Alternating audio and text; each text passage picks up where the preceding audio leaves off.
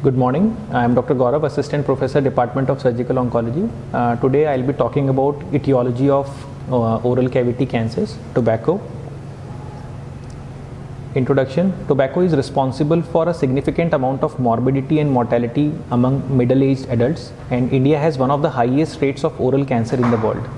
Tobacco-related cancers include one half of the cancers in the men and 1/4 among females. And if we talk about oral cancers, it accounts for 1/3 of the total cancers, and it occurs in about 90% of tobacco chewers. Men are affected 2 to 3 times higher than females due to higher use of alcohol and tobacco and higher exposure to the sunlight. Tongue and intraoral cancers equal in both, as chewing tobacco is common in both males and females. Effects of tobacco use, heavy alcohol consumption, and poor diet together explain over 90% of head and neck cancers. This is a picture which is demonstrating cigarette smoking, BDs. These are all the common forms of tobacco. This is a pipe smoking, which is a reverse. Sometimes we also encounter reverse pipe smoking responsible for palatal cancers. Then smokeless tobaccos, then hookah, then electric cigarettes. And coming to what is smokeless tobacco. Smokeless tobacco or a spit tobacco or chewing tobacco, it's mainly in the two forms, sniff or chewing tobacco. Snuff users pinch or dip between the lower lip and gum, and chewing users they put between the cheek and the gum. The tobacco juice is usually sucked and chewed, and the nicotine, which is an important carcinogen, is absorbed into the bloodstream through the oral tissue. Consumptions in the form of gutka, pan, mawa, tobacco, khani, zarda, and sometimes it is applied in the form like mishri, bazar, toothpaste, and inhaled as snuff. As already discussed about the types, gutka, it can also lead to oral submucous fibrosis, and the main component responsible for it is areca nut along with the tobacco. Khani is like a paste of tobacco with a slaked lime, and it is used with areca nut. It is mixed with the thumb to make the mixture alkaline, and it is kept usually in the lower GB sulcus. These are all different forms of tobacco where these are responsible for oral cavity cancers. Coming to the pan or the betel quid with tobacco, it is most common and the ancient habit.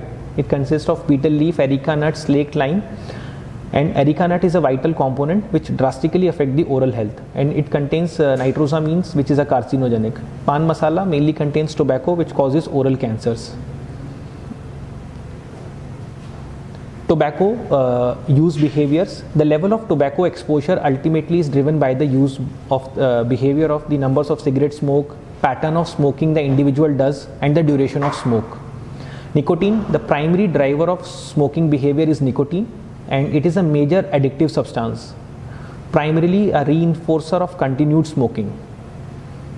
Again, the important aspect is the pack per year, and which is an important etiology for the oral cavity or the head and neck malignancies, and it is calculated by multiplying the number of packs of cigarettes smoked per day by the number of years the person has smoked. Constitution of carcinogen in tobacco. There are more than 60 carcinogens in cigarettes, and at least 16 in unburned tobacco have been evaluated by IARC. IARC is an international agency for research of cancer. And the group 1 carcinogen to the human, cigarettes, smokeless tobacco. Group 2 is probably carcinogenic to the human, and group 3 is possibly carcinogenic to the humans. Examples of carcinogens in tobacco smoke. If we talk, they are strong carcinogens or the weak carcinogens. The strong is N-nitrosamines, nicotine. Then we have polycyclic aromatic hydrocarbons. Then we have aromatic amines. And when we talk about a weak carcinogens, which includes acetaldehyde, catechol, and isoprene, the amount of carcinogens in cigarette smoke adds up to 1 to 3 milligram per cigarette. So coming to the effects of tobacco, and it can lead to the oral cancers, then cracking and bleeding of the lip and gums, receding gums, increased heart rate, blood pressure, irregular heartbeats, and the greater risk of heart attack. These were the non-carcinogenic effects. The mechanism of tobacco carcinogenesis. Tobacco consumption is correlated with the formation of carcinogen DNA adducts, which if not removed by apoptosis causes mutation and will eventually lead to the cancer. And again, it is related to the exposure to tobacco related chemical carcinogens. It can provide direct damaging effect on the cellular DNA in the human oral cavity. The cytochrome P450, which is responsible for all these mechanisms, a component which is taken during smoking can be metabolically activated, increasing their activity. Then when we coming to the mechanism, we talk about DNA repair capacity. Even if DNA adducts are formed, there are the processes to remove these perturbations to normalize the DNA structures. These are the defense mechanism with the help of alkyl transferase, nucleotide excision, or the mismatch repair mechanisms. Nicotine is not a direct carcinogen. It decreases the apoptotic mechanism. It increases angiogenesis and transformation process via nuclear factor kappa beta path. When we talk about carcinogen biomarkers, they provide objective measures of carcinogen uptake, metabolic activation and detoxification in the people who use or who are otherwise exposed to the tobacco products. Among carcinogen biomarkers, DNA adducts potentially provide the most direct link to the cancer.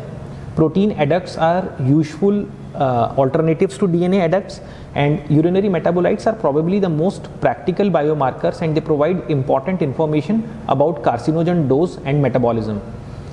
Important in establishing carcinogen dose in people who are exposed to tobacco products and in understanding mechanism of carcinogenesis, and might ultimately be useful in predicting the cancer risk. The damaged genomic DNA, it has been detected as DNA adducts in various tissues of cigarette smokers. These findings strongly suggest a causal role of tobacco use in the oral carcinogenesis. However, continued intraoral placement of smokeless tobacco failed to evoke malignant conversion of oral mucosal cells of animals in vivo, indicating that tobacco alone may not be sufficient for development of oral cancers or malignancy. Hence, the other environmental factors including alcohol consumption, nutritional deficiencies, and DNA tumor viruses have also been implicated in oral carcinogenesis. The validation of tobacco exposure biomarkers are threefold. First was the method validation. The validation in respect to the product means that the level of given biomarker, it differs substantially between the user and non-user, and that the biomarker level, they decrease substantially when product use stop. The validation in respect to the disease risk, it implies that a validation in biomarker level in product users are predictive variation of disease outcome. Mass spectrometer. So when we have talked about the oral cavity etiology and we have discussed a lot about tobacco, we have other like smokeless or smoked tobacco. Then we can talk about other etiological agents, like when we don't have tobacco as a cause, the important comes the sharp tooth, which is an important etiological agent for the development of oral malignancy. Then we have certain viruses which are also important for head and neck malignancies, like Epstein-Barr virus, which is responsible for nasopharyngeal carcinoma, or we have human papilloma virus, which role is emerging in oropharyngeal cancers. Thank you.